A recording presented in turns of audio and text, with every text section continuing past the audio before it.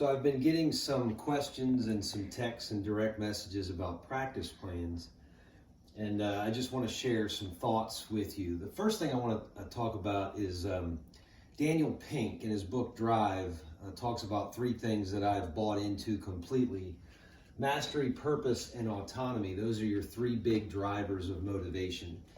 And I want to talk about how I see the value of practice. So I've gone on record as saying when athletes or students show up in your presence, they have the ability to walk through three potential doors. The first door is the actual door. That's obvious. If they're not in your presence, they're not there.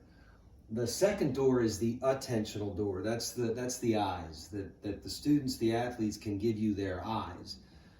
But where the magic happens is the intentional door. And I often quote my favorite hashtag, intent precedes content.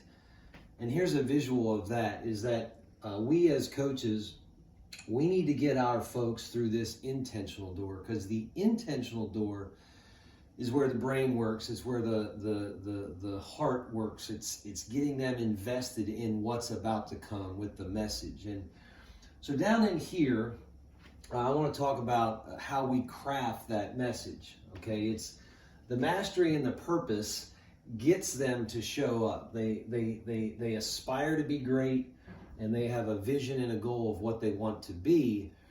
But then once we get them in our presence, we have to allow them this autonomy, this control of their environment. And in a practice setting, so often coaches they sabotage a player's autonomy inadvertently, I believe. Oftentimes just because they're so wrapped up in the content that they forget some of these nuanced ideas of what's valuable to a player. So the first thing I want to talk about is your pace. So players, they embrace a pace that allows for discovery, that allows for exploration. And coaches that are too slow paced, that's too boring. Coaches that are too fast paced, that's too anxious. There's definitely this middle ground, right? The way I have this drawn, each of these is a continuum of sorts, and you're trying to find that balance between too fast and too slow to give that player autonomy. Feedback is really critical. I've gone on record as calling feedback often wrong spotting. So as a coach, you don't want to be constantly wrong spotting. You don't want to just show up and go, no, no, no, no, no. These players, they need affirmation. They need validation that they are doing it right. And you can go the other way too. You can just constantly applaud and never point out what they need to get better at. So there's a balance in your feedback for this autonomy. Let's go ahead. Start and end times. So it's really critical if you want to get these kids to buy in a little bit of control and a little bit of autonomy. You've got to be consistent with not just your start times, but your end times. Most coaches are sticklers for arriving on time, but then they'll extend practice 20, 30 minutes past time.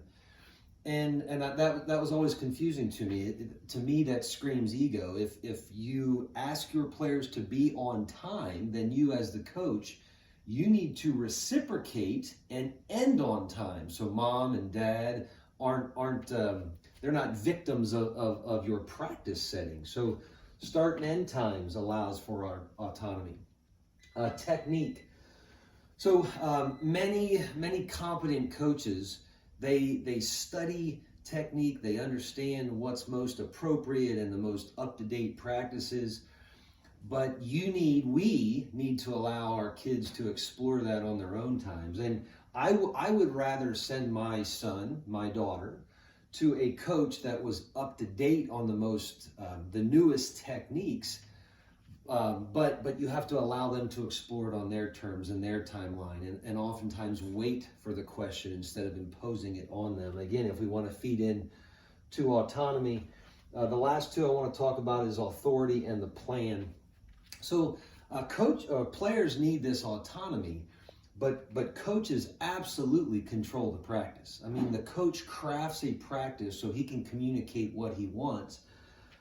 Players need to know that the coach has authority, but the minute that coach again starts to abuse authority, that he starts to demand that certain people do it their way, the player's going to lose that freedom to explore. So we want coaches that realize that they are in fact control of the environment, but not necessarily in control of a player's exploration and his discovery. And the last thing is the plan. You know, what we tend to do as coaches is we tend to organize our practices sequentially. We lock them in 5-minute, 10-minute, 15-minute intervals, and that's what we stick to. The problem is that doesn't buy into emotion. In other words, I really believe that the emotion drives learning. And I, as a coach, am always looking for that question from a player. Well, why?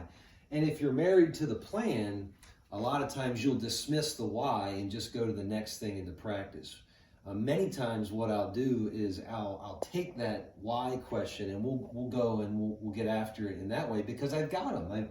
I've got their heart, I've got their brain. They're in that moment where they're willing to learn. So I often say planning is more important than the plan, which means have enough tools in the tool belt when they ask why, you can deviate and go to something other than maybe what you had scripted.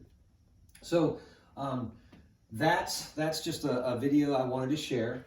Now the next video, what I'm going to do is I'm going to tie into how you do this, how you actually implement something that creates this intention and sort of ties in all these different variables. And if you are in fact curious about what that next message might sound like, then you understand the intentional door and how valuable it is to get these kids coming back and wanting to be a part of practice, rather than just recognizing these two, I'm going to say, benign doors, these doors that don't have much power behind them. This is where the magic happens, this intentional door.